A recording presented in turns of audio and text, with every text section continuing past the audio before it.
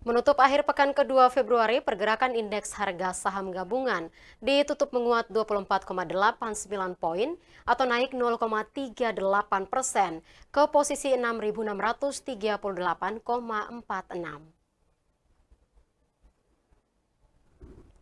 Mengutip data Bursa Efek Indonesia, indeks harga saham gabungan hari ini, 14 Februari 2025, ditutup menguat 24,89 poin atau naik 0,38% ke posisi 6.638,46. 10 dari 11 indeks sektoral menguat, dengan penguatan terbesar dialami sektor transportasi 1,71%, sedangkan sektor kesehatan terkoreksi 0,58%. Total volume perdagangan hari ini mencapai 14,56 miliar lembar saham dengan nilai transaksi sebesar 14,51 triliun. Saham PT Semen Indonesia, Bank Jago, dan Telkom Indonesia menjadi top gainers indeks unggulan LQ45, sedangkan posisi top losers ditempati saham Mitra Adi Perkasa, Japfa Confit Indonesia, dan Bank Rakyat Indonesia. Untuk membahasnya lebih lanjut, saat ini kita akan berbincang dengan Mayang Anggita, Senior Technical Analyst Panin Sekuritas. Selamat sore, Bu Mayang. Halo, selamat sore. Apa kabar, Bu? Iya, baik, Mbak. Bu Mayang, kita lihat akhir pekan ini IHSG kita kembali sumringah. Sebenarnya faktor apa sih yang kembali menopang IHSG, atau ini hanya short term technical rebound saja, Bu? Oke, jadi untuk hari ini, jadi kalau melihat secara teknikal, sebetulnya memang IHSG udah ada di support kuatnya.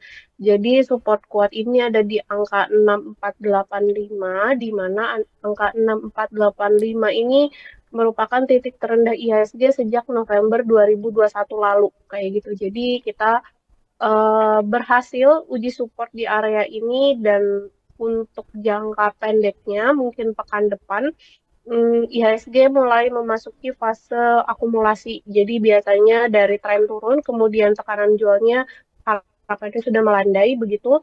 Nah, memasuki fase akumulasi. Jadi untuk pekan depan IHSG ini berpotensi bergerak konsolidasi dengan angka supportnya itu ada di 6485 sampai dengan 6500. Kemudian untuk area resisten ada di MA5. Saat ini MA5-nya berada di 6661 sampai dengan resisten 6700. Jadi untuk pekan depan kemungkinan area pergerakannya di sekitaran situ.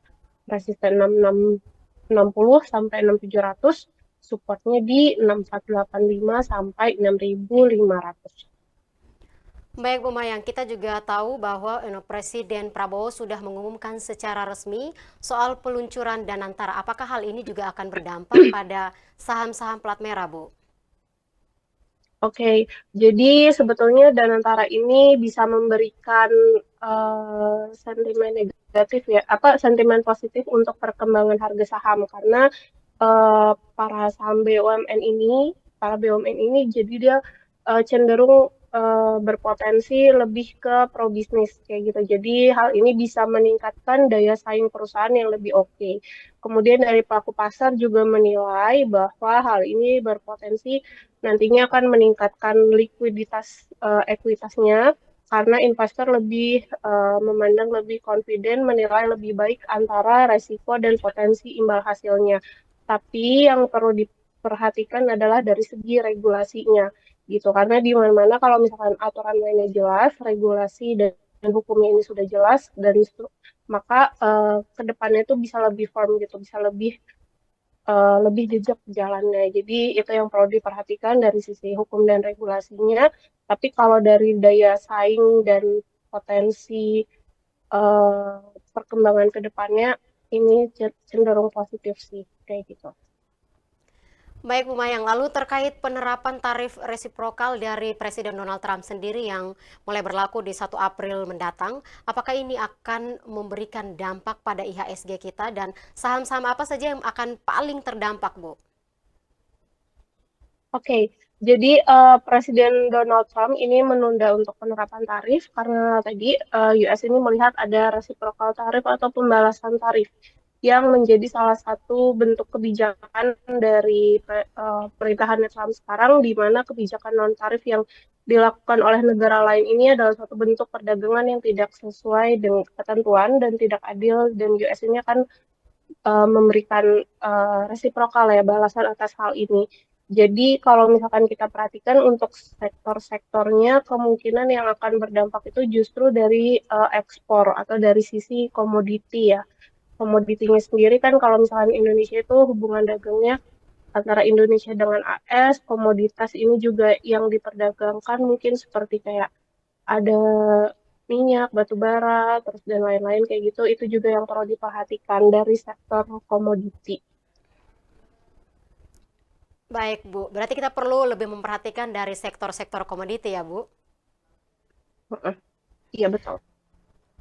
Bu Mayang, kita juga melihat bahwa inflasi domestik diprediksi masih berada dalam kisaran target Bank Sentral. Apakah rapat Dewan Gubernur Bank Indonesia di bulan ini akan membuka peluang untuk pelonggaran moneter? Bagaimana Anda melihatnya, Bu?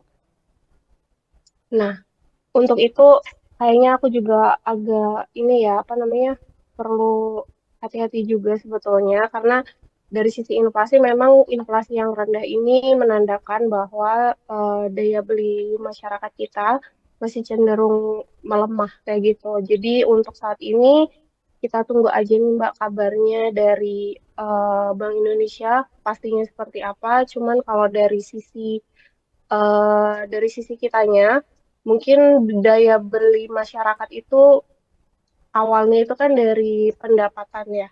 Jadi dengan meningkatnya skill antar manusia, antar kita ini, yang akhirnya bisa menambah pendapatannya, kemudian dengan skill yang bertambah, kemudian pendapatan yang bertambah, dan daya belinya bertambah gitu. Karena jadi harapannya nanti berdampak secara makro seperti itu. Cuman kalau dari kebijakan pemerintah atau kebijakan Bank Indonesia, kita tunggu aja nanti kabar resminya seperti apa. Baik, Bu. Memang kita harus menunggu kabar dari Bank Indonesia ya, Bu. Terakhir, Iya, untuk betul. proyeksi dan rekomendasi saham pilihan untuk pekan depan, Bu. Oke, untuk pekan depan karena IHSG-nya ini masih berpotensi volatile dan berpotensi untuk melanjutkan fase konsolidasinya, maka kita tuh lebih cenderung masih stay konservatif kayak gitu. Karena sekarang IHSG lagi di area support jangka panjang udah lebih baik karena sebelumnya kan trennya turun dan sekarang udah lebih baik gitu posisinya. Karena di situ juga ada ada bullish divergence di mana ini merupakan tanda-tanda tren reversal. Jadi untuk IHSG ada kemungkinan memasuki fase konsolidasi, fase akumulasi. Jadi untuk gaya trading masih tetap konservatif, bisa mulai spekulatif buy saham-saham yang blue chip, bisa beli bertahap aja nggak apa-apa. Tapi untuk trading kita lebih menyarankan masih di second liner atau third liner seperti itu. Baik, terima kasih Bu Mayang untuk waktu serta analisanya. Selamat beraktivitas kembali dan selamat berakhir pekan, Bu Mayang. Oke, thank you kabar bursa.